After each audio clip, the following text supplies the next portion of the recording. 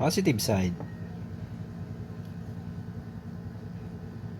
It's working! I will now add a buzzer and see how it sounds. Let's turn it on.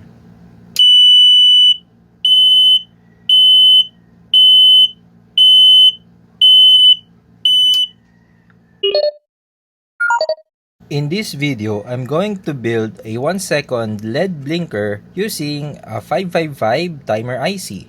I have a bunch of this chip here in my bin. This is the schematic that we will follow. Then, it also has a calculation here.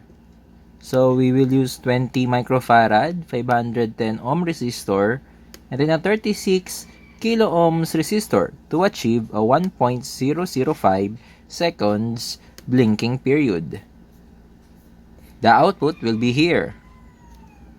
Now let's prepare our parts. Our SMD resistors, our PCB, the LM, or the 555 timer IC, and then our LED.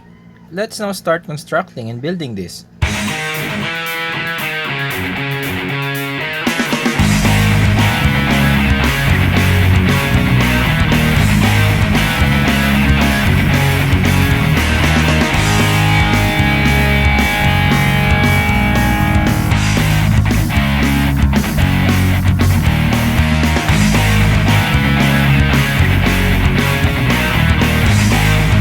Now I'm done building our circuit.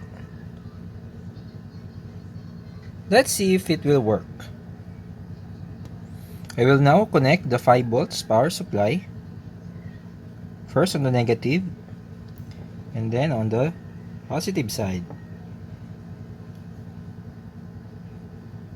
It's working!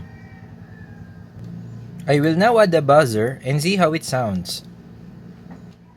Now I'm done soldering the buzzer. Let's turn it on.